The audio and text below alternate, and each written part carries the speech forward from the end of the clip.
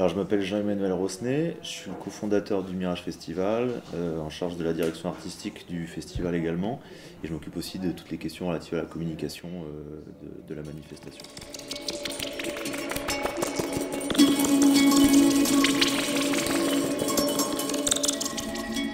L'idée est de montrer la création influencée par les technologies, de manière, ça va être, on va dire, la manière la plus simple de l'expliquer, c'est comment des artistes et des créatifs, parce qu'une fois de plus, je le répète, mais on n'est pas que sur des artistes, il y a des gens qui sont ingénieurs et qui font du code et qui seront programmés dans le festival.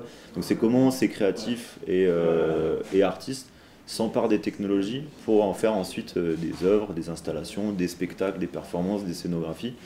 Et donc, de fait, notre programmation ne peut pas se cantonner juste à du format exposition ou autre. Donc, en fait, c'est pour ça qu'on a un format un peu unique de soirées de spectacle, vraiment avec du public assis, des soirées de concerts, des soirées, des expositions, des workshops pour justement tester aussi ces technologies.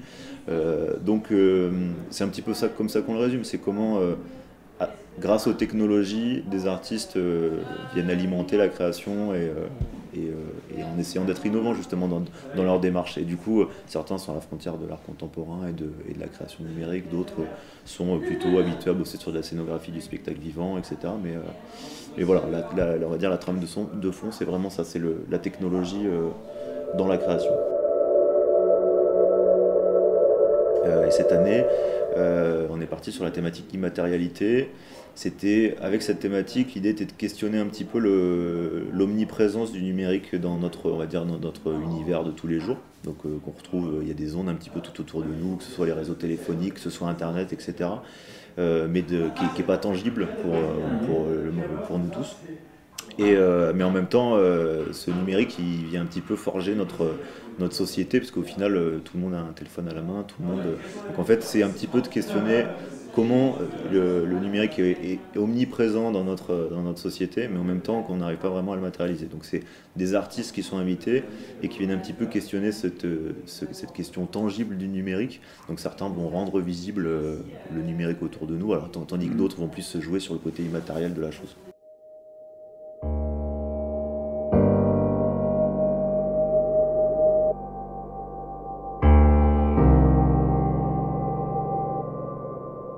Une des spécificités du Mirage Festival, c'est que c'était un festival pendant longtemps nomade et éclaté sur pas mal de lieux. Donc on a pu collaborer autant avec l'Opéra, le Musée des Beaux-Arts, le Sucre, des galeries dans les pentes de la Croix-Rousse.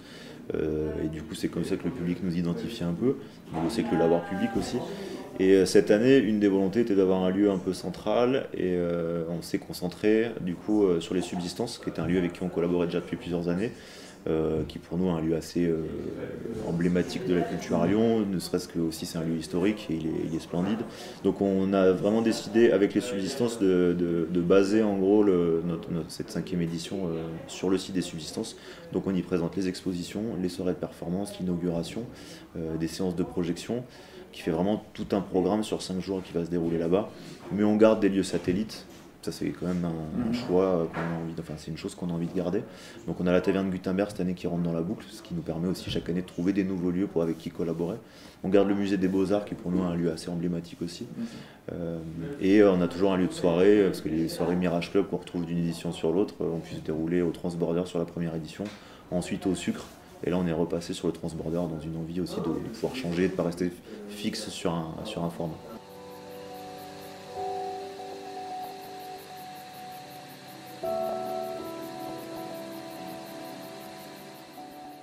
Donc cette année on a Paten qui est invité, qui est un groupe anglais signé sur le label Warp Records. Sur la partie exposition, on a des artistes qui sont plus à mi-cheval entre art, technologie et science, du coup avec des installations d'un studio qui s'appelle Quadrature, basé à Berlin, qui vont montrer des installations qui sont là un petit peu pour représenter les trajectoires des satellites au-dessus de nos têtes, donc ils créent des dispositifs, des espèces de machines qui vont être là un petit peu pour nous montrer où sont en ce moment les sondes voyageurs, etc. Des choses beaucoup plus orientées science, mais à côté de ça on aura des artistes beaucoup plus qui travaillent l'image, d'autres qui sont plus dans le design, etc. Donc on touche beaucoup d'univers différents, il y en a qui sont un petit peu plus ingénieurs, on a beaucoup de profils.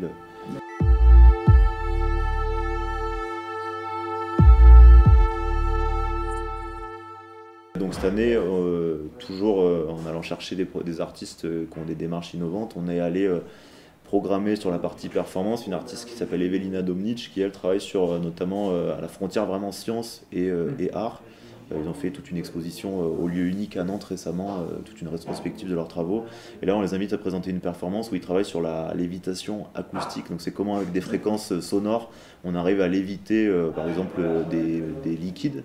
Et en gros, ils vont filmer ça en gros plan, ajouter de la vidéo par-dessus, faire un live musique par-dessus. Et là, on est vraiment à la frontière de la performance, du live musique et un peu de l'expérimentation scientifique.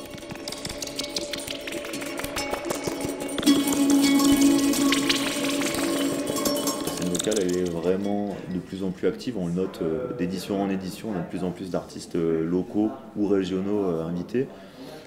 Et sur l'exemple de cette année, bon voilà, on a par exemple le studio BK qui présentera quelque chose à la Taverne du Timber, on a Wilfried de la Rossa qui est membre du studio We Come in Peace, qui ont fait pas mal de projets pour la Fête des Lumières notamment, du coup qui sera impliqué sur une création. On a le studio Théoriste qui est invité sur la partie conférence, on a Ramik aussi qui est un artiste américain basé à Lyon maintenant, qui est invité sur le forum. Donc en fait ouais, il y a effectivement vraiment un enjeu à les présenter, parce qu'il n'y avait pas d'espace de diffusion pour tous ces créatifs, artistes et studios à l'échelle régionale.